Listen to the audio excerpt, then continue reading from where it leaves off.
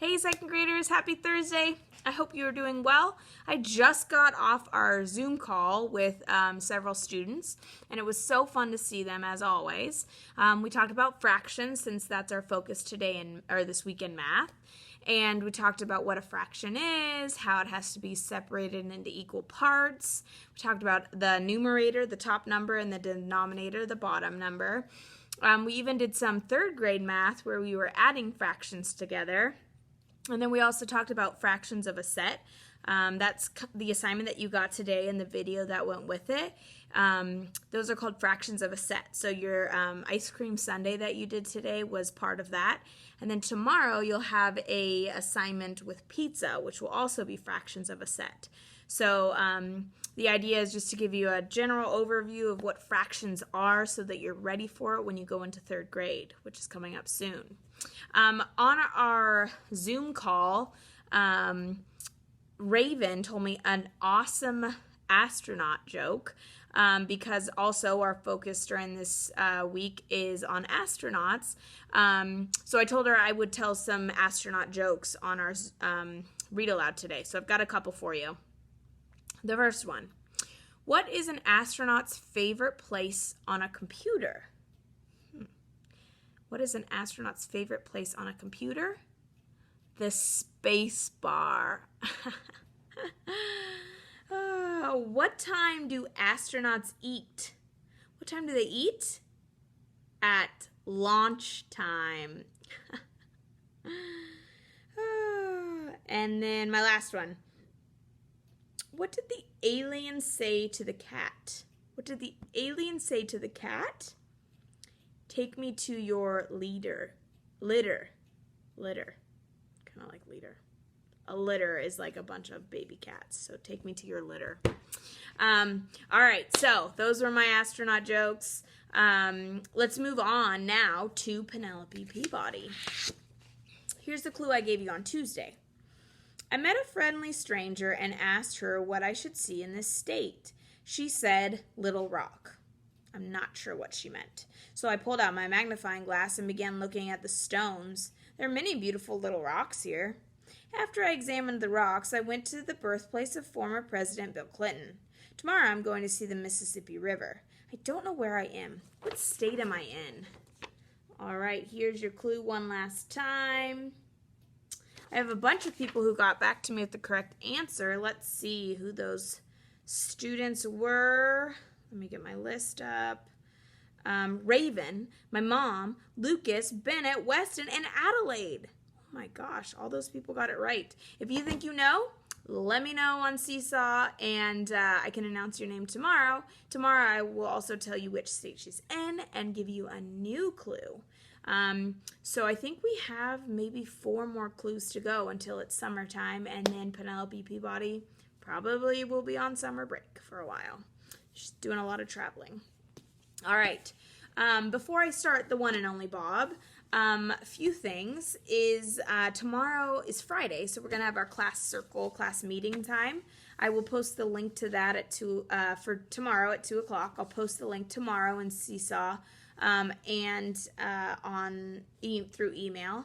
I'll post that in the morning, and then tomorrow at 2 o'clock will be our class circle, and our art teacher, Mrs. Maunu, is going to be joining us, and she is going to be teaching us how to draw something, which is super exciting.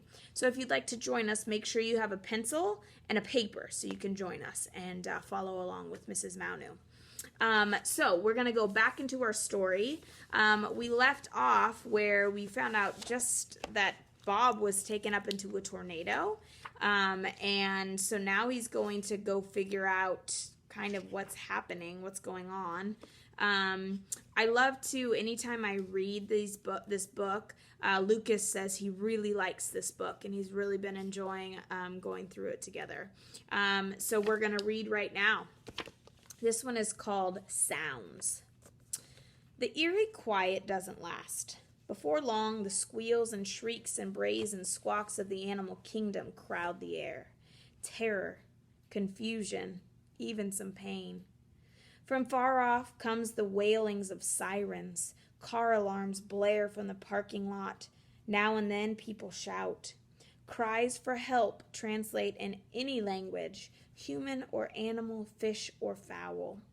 Fowl is another word for bird. I never want to hear those again. Never, ever. Smells. And the smells. Like I said, feelings have a scent. I figured that I'd smelled pretty much everything that was to inhale in this big old world. But the smell of being scared, of terror, of helplessness, of broken bones, of torn wings. Turns out there's a whole lot of smells I've never encountered. I didn't know how lucky I'd been. The next one is called Surveying the Damage. I pick my way past the devastation. The tornado has left a random path of misery. The African aviary is gone, simply gone. So aviary is a word for like a bird area. The kids' farm nearby, untouched. Although there are some very flustered chickens clucking like all get out of the safety of their hen house.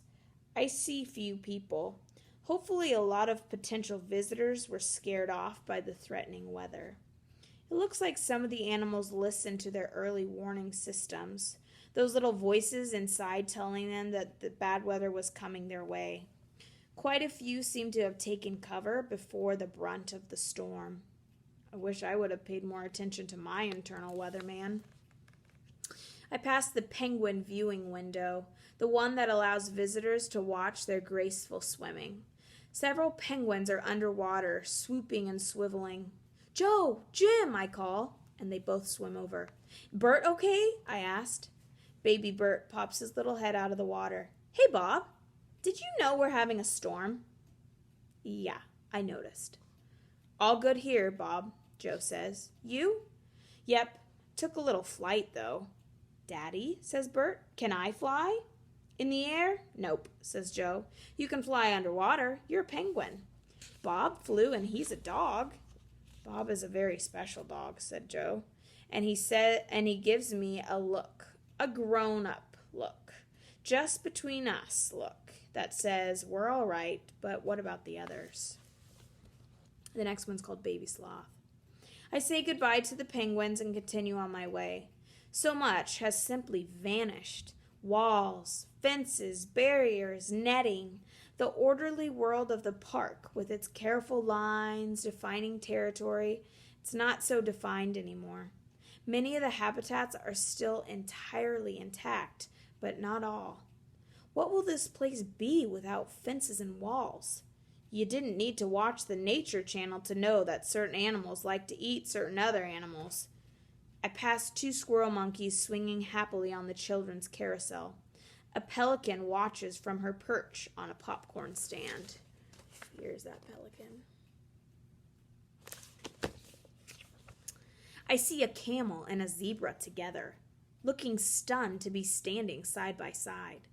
I notice a red lemur, Merlin, on a picnic table. Lemur eyes are always big, if you ask me, but Merlin's eyes look like they're about to pop out of his head. I make my way through splintered wood and glass and approach the gift shop. It's roofless, which means its entire roof came off. Stuffed toy animals are scattered here and there, like they tried to make a break for it. An I Love Koalas t-shirt dangles from a tree branch. Around a corner, I see a baby sloth, Sylvia. I think that's her name. She's resting on a muddy plush giraffe. That's like a stuffed animal. She makes a tiny noise. A sloth sob, I guess it is. Let's find your mom and dad. I'm not one for hugging and licking and such, but I give her a little nudge with my nose. Sylvia somehow managed to grab the giraffe and then looks up at me like she expects to hitch a ride. How am I supposed to pick up a baby sloth? It's not exactly part of my job description. And sloths are so, slothy. Carefully, I pick her up by her scruff, the way you do with a puppy. She puts that silly toy in her mouth, and off we go. Here's Bob carrying the little, you can see this is the little sloth right here, and then she still has hold of the little giraffe. It takes a few minutes, but I find her mom, Selma. I deposit, which means gives, Sylvia on a patch of wet grass. How can I thank you? Selma cries. No biggie, I say, and I head on, with fear in my belly and the odd taste of sloth fur in my mouth. All right, I'm going to stop right there. Tomorrow we'll start with make no sudden moves. Uh-oh, that sounds like some more animals may have gotten out. So we'll read that part tomorrow. It looks, let's see, we are just about halfway done with our book. I'm going to make sure that we finish our book by the last day of school, actually the day before the last day, because I have a very special read aloud for us to do on the very last day of school. So we are making good progress through the one and only Bob. We will find out tomorrow what's going on. It sounds like Bob is just going through the zoo trying to help animals that might need some help. So hopefully I see you tomorrow during our Zoom call with Mrs. Maunu. I hope you have a fantastic night. See you later.